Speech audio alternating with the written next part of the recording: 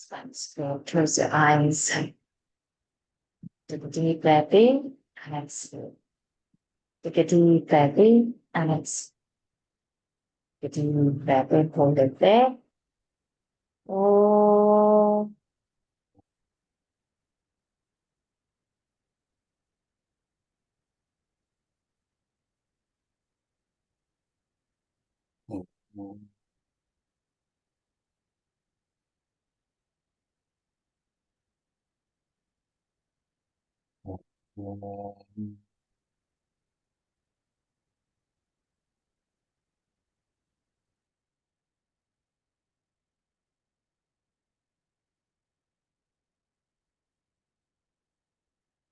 Om Shri Ganeshaya Namaha.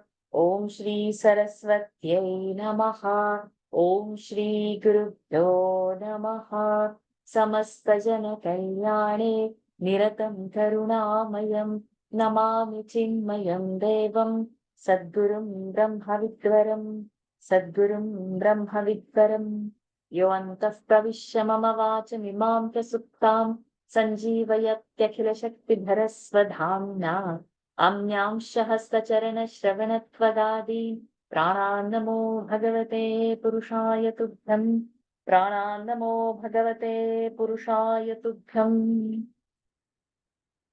समचरणसरोज सान्द्रनीलाम्बुदाभम् जघननिहितपाणिम् मण्डनं मण्डनानाम् तरुणतुलसीमाला कन्धरं कञ्जनेत्रं सदयधवलहासं विठ्ठलं चिन्तयामि विठ्ठलं चिन्तयामि.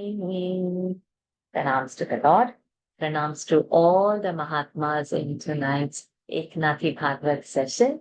We are yet to begin the actual Bhagawat reading. We are reading the life of the saint, and we have started and we have come to his family life, to whom he was married, Girisha, his wife's name, and we are going to read further what has happened from there. I hope you all have remembered to see what are the Ashtavinayaks, Vadas Jyotirlinga, where it is located, and if out of curiosity, even found out where the saint's place is. Paithan, he was. So where Paithan in Maharashtra is, also as a curiosity to know. So we mentally start building the picture about the saint in our heads. And sometimes all these small things will also help. Let's go ahead. So we are beginning from that paragraph, second paragraph, two paragraphs in Eknath's family life we have completed. Third paragraph we are going to begin from now. Eknath had a son by name Hari, later on famous as Hari Pandit, and two daughters named Goda. Pronunciation of the as in the word the. Okay, Goda means not to say Goda, and probably that was. And Leela. Godavari was given in marriage to Chintamani of the family of Mudgala in Paithan, and Mukteshwar, the famous Marathi poet, was her son. The second daughter was married to one Balakrishna Panta Chandraketu from the neighboring village Dumbala. Her new name after marriage was Goda. She had a daughter by name Lakshmi. She was married to Narayan Dikshit from the village Mahagaon in Gulbarga district. That family was village priest by occupation. Her son is known as Shivram Kalyanikar. He wrote a book by name Gita Chandrika. Eknath's son Hari Pandit was proud of Sanskrit language and had studied many Sanskrit books. He was of orthodox set of mind. Eknath was, however, of a generous mind. The son got differences with his father. Hari Pandit was very angry because Eknath wrote Marathi commentary on Bhagavad. And in that fit of anger, he left Paithan for Kashi. But when scholars in Kashi praised the same commentary and treated it with great honor, he realized his mistake. His anger was gone. He returned home at Paitan, and thus the quarrel between the saintly father and erudite irate son came to an end. Eknath infused with God his own family life by living with a mind having no partiality or duality, but a sense of unity with all life. His home had become a university of saints and every pious person. His life was a living example. His life was a living example of the philosophy of love for God and pious behavior. Even though he was leading a normal life of a householder, his mind was always in devotional contemplation. He had many divine qualities. People felt presence of God in him. He promoted the doctrine that by true devotion, simple-minded persons can also be liberated from bondage of worldly life. In those days, priest class was engrossed in and proud of rituals and strict code of conduct, and people were also mostly preoccupied with yajnas, ritualistic performances, and other observances of fasts and vows, including shady activities for attaining evil paths. What great effort was made by Saint Jnaneshwar by writing Jnaneshwari for opening the royal road to liberation to all the people in society was also done again by Saint Eknath by writing this gem of a commentary on the 11th skanda of Bhagawat. After reading the first 5 chapters, Guru Janardhan Swami expressed his satisfaction, which made Eknath more self-confident about the whole project which he intended to complete. After he went to Kashi, he completed the whole book by the year Shaka 1495. The scholars in Kashi at first did not like the work of Saint Eknath because they had pride of their tradition and did not like anybody writing commentary in Marathi, colloquial language. But when they read the whole commentary carefully, they realized the value of the book and brought out a procession of the same in the city. Thus, this book was highly applauded in the city of Varanasi. Saint Eknath also composed the book by name Rukmini Swayamvar, the wedding of Rukmini, while he was at Kashi. That book is also in OV form. At Paitan, Eknath lived and led the family life for 40 years. His grandparents also lived with him for some years before the end of their life. One day, Eknath learned sad news of demise of Guru Janardhan Swami at Daulatabad. But instead of lamenting the parting, Eknath did not get disturbed and suffered the sorrow with his full heart. He said to his disciple Uddhava, "We are going to have a good ceremony on the 6th day of second fortnight of the month Phalgun. Make preparation for it." Uddhava did not quite understand. Eknath explained that it is the date of birth of Swami Janardana. That is the date on which he personally saw the Lord Dattatreya through the blessing of my Guru, and on this date Swami ended his life. Now, another important happening will take place on this auspicious day. You will know the details later on. According to wish of Eknath, on the 6th day of the second fortnight of the month of Phalgun, the death anniversary of Swami Janardhan was observed with great ceremony. For meeting the expenses, Uddhava borrowed 700 rupees. The time limit of repayment was over. On the day when people were about to dine, the moneylender suddenly appeared and warned, "First repay the debt. If you take meals without repayment, I swear by the god Panduranga." All people sat without food. The moneylender gave the warning and went away. In between, the Lord Sri Krishna took the form of Uddhava and returned the amount of rupees 700 with interest at the house of the moneylender. The moneylender came to know about this when he reached home. He quickly came back to see Eknath and begged for forgiveness and said, "I'm very sorry that all of you are hungry and waiting for dinner." Eknath said, "I do not understand. Why are you asking to be a forgiver? We will take food only after we pay back your loan." The moneylender was confused. He explained what had happened. Here was now the time for Eknath to be confused. He understood that while Uddhava was present with him, the Lord had impersonated and paid back the loan. Eknath is famous for his virtues such as peace, pity, compassion, forgiveness, tolerance, and wider point of view. He endured insults and injustice made to him. He had no consideration whether somebody is rich or of high caste. He had no differences in his mind. His peace of mind was never disturbed. There is a story about his virtue of tolerance. One day he was returning home after taking a bath in Godavari River, and an arrogant Mohammedan officer sitting in a window on the upper floor of his house spat on him from above. Eknath quietly went and took bath again. When he returned, that person spat again. Eknath took bath again. This happened again and again. At last, the Mohammedan person repented and came down, fell at Eknath's feet, and begged for forgiveness. A mischievous Brahmin. Eknath never got angry. Some mischievous persons used to irritate him so that he would get angry. One day, a Brahmin entered his house with his shoes on and entered the shrine room and sat on his lap when he was worshipping. Eknath, instead of getting angry, put his hand on the back of the Brahmin affectionately and said kindly, "Now please take dinner and then only go home." After some time, the dinner was served. The wife of Eknath, Girija, was serving food. That Brahmin, in order to tease Eknath, climbed on the back of Girija. He thought that Eknath would be angry, but Eknath was not disturbed. He said to the wife, "Please take care. The Brahmin may fall down." The wife said, "Do not worry, please. I have had a practice of working while our son Hari was carried by me on my back.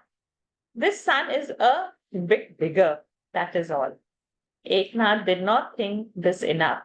He gave 200 rupees to that Brahmin, which amount was needed for the thread ceremony of his son. It is not necessary that the Brahmin repented. Religious rites. One day there was dinner prepared in the memory of dead father of Eknath. The food was ready. At that time, some people belonging to untouchable castes came at the door, and smelling the fragrance of the cooked food, they desired to have that. Eknath did not mind. He thought that though those people will take food, his dead parents would be satisfied. What did he do? He called them inside and sent a man to their locality to call more people. Many came. Enough food was prepared. All took the rich food and, being satisfied, went back after saluting humbly to this generous man. Eknath cleaned his house properly and prepared food again for offering to ancestors, which was to be given to the Brahmins who were to come for dinner. But the Brahmins declined to enter the house when low caste people had been entertained. To take dinner there was far cry. Eknath requested them, but the Brahmins denied and challenged him. If Atman is one in all beings, why not call personally your father and other ancestors? Eknath said, "All right, you can see for yourself." Brahmins came in and they saw that not only the ancestors of Eknath, but also the ancestors of those Brahmins were happily dining. They were all visible to all. The Brahmins were nonplussed and held the feet of Eknath. They quietly sat for the dinner and went home satisfied. A low caste man by name Rania had called Eknath for dinner to his house. He had a great respect for Eknath. His wife and himself were devotees of the god Panduranga. Rania was a regular pilgrim of Pandharpur. Eknath agreed, but Brahmins in the town made a great issue out of this because in those days it was very unlawful and anti-religious for a Brahmin to take food at the house of such people. Brahmins came to his home. They found him present there and they already knew that Eknath was also dining at the house of Rania. The Brahmins were ashamed. The fact was that Lord Sri Krishna had appeared to the Brahmins as Eknath. Once Eknath was going to the bank of river Godavari for performing the Sandhya ritual of the midday. It was summer and the weather was very hot. The soles of the feet were being scorched. On the way, he saw a low caste woman walking speedily, and her little child hurriedly followed her. The child suddenly fell and began to cry. Eknath was moved by pity. He lifted that boy, wiped his mouth, his face, and eyes by cloth, and holding him on his arm, covering his head by his shoulder cloth, went ahead and handed the boy to his mother. Eknath was thus a very sympathetic. This compassion was not limited to human beings only. There is a famous story about his kindness. His son was carrying the water of Ganga river from Varanasi, which was to be carried to Rameshwar temple and offered to the Lord Shiva there. When Eknath saw a donkey lying in the hot sun, panting and suffering from thirst, he poured that sacred water in the open mouth of that donkey. Eknath, accompanied by many people, had gone ahead to meet his son Haripan to welcome him. And this act of compassion was done by him there. All the people were annoyed. They thought that a lot of spiritual merit would have been earned if that water had been taken up to Rameshwar. They argued with Eknath, but he pacified them and explained to them that to have pity towards such beings is the highest religious act. Thus, the travel of that sacred water ended at Paitan, which was no less a sacred place than Rameshwar. Blessing Krishnadas Mudgal. Krishnadas Mudgal, a scholar, had begun writing Ramayana. Most of the story was already written when astrologer prophesies that he would die an untimely death and his work would remain incomplete. He rushed to see Eknath and told him about it. Eknath read some portion of his Ramayana, which he liked. He said to Krishnadas, "How much time do you think you will take to finish writing? Reside at my home, start writing further."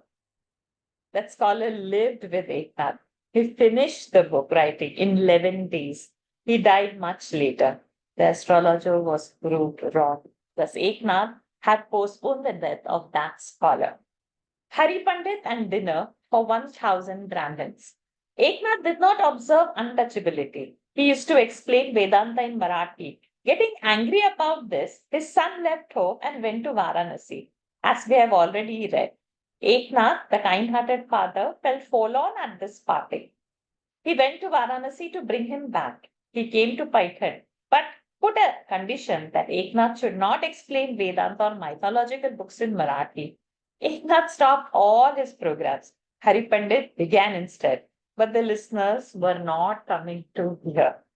An old lady who used to come to listen to the discourses of Eknath came and told Eknath, "Respected one, I was once rich, but now I have become poor. Earlier I had intended to give dinner to 1,000 Brahmins, but now it is not possible. Now my wish is only to invite you alone to my house for dinner. Will you kindly oblige me?" Hari Pandit regarded the wish of the lady with due respect. He was also ready to go, but he desired to cook the food himself at the lady's house. Eknath and the old lady agreed. All went to her home. Hari Pandit cooked the food personally. Eknath sat at the dinner.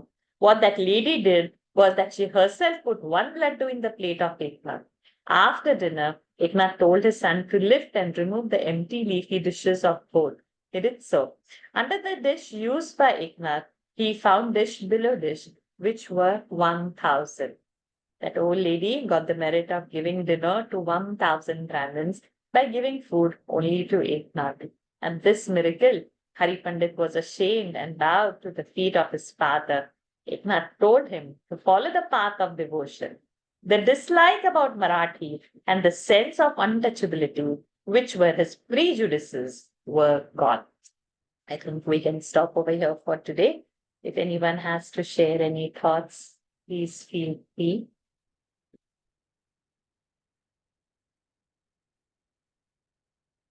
Any thoughts to be shared? Anyone wants to conclude or recollect what we have read and put it in point format? Okay, slowly we can open. So what we can do is whenever we have some things, we can have our own markings done or some point written.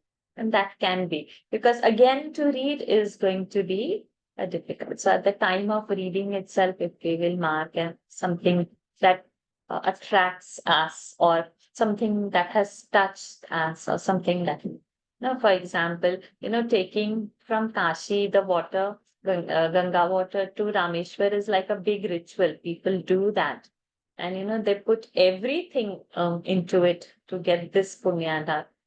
So that's something, you just leave that and you feed it to a donkey. Means if we will put ourselves in that place, is it possible? If we just see that, if is it possible? It's definitely not. We will not, give it to anybody. We will probably fight with the family members. We'll just make sure that we go to Rameshwar first. We do that. Okay, fine. We have done the charangu. We have completed that ritual, and now we can see or something like that. So if something attracts us, please do talk about it, because we are not visiting this back again till we make one full round of our. He never gets provoked. That way. With saints only, it's possible only with the saints. Yeah. Any situation.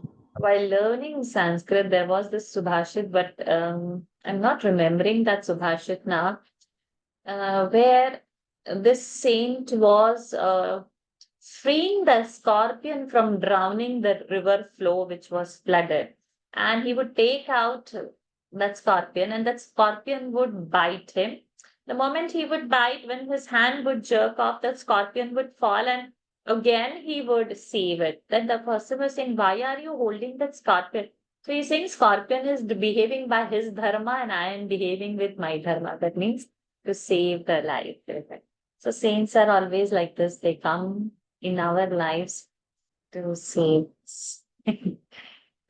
On this note, let's stop for today and meet tomorrow again before we finish our first week, and then we catch up on next. Om Purnamadah Purnamidam Purnat Purnamudachyate Purnasya Purnamadaya Purnamevavashishyate. Om Shanti Shanti Shanti. Harihi Om Shri Gurubhyo Namaha. Harihi Om Shri Krishnarpanamastu.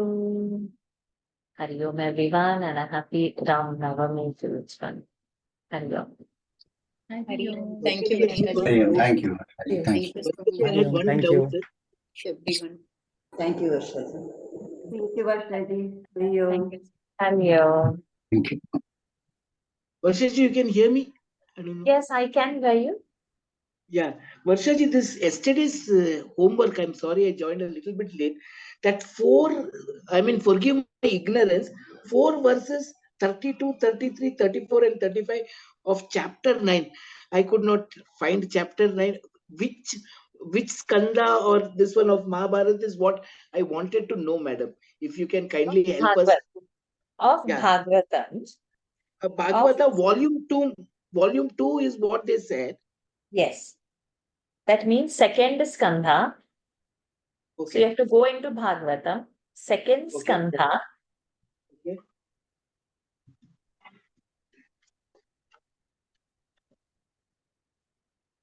Chapter 9.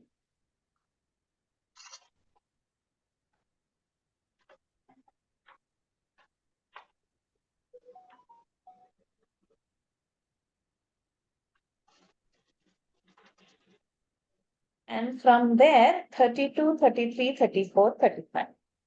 So those shlokas are called as Chatushloki Bhagavat. Did you get it? Yes. Yes, I know this. Yeah.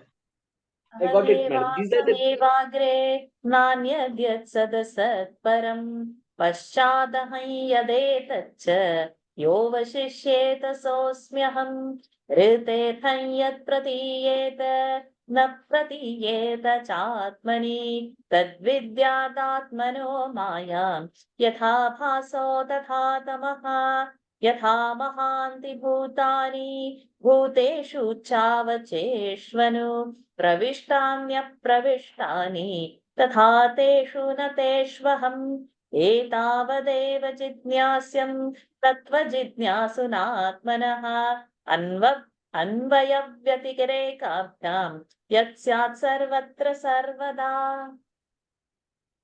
Thank you very much. Even that this one, that riddle was that Chatushloki. If I had known, because I had already marked Chatushloki, and I never thought that and this is coinciding, madam. So that is my ignorance. Thank you very much. Thank you. Hari Om. Hari Om. Hari Om.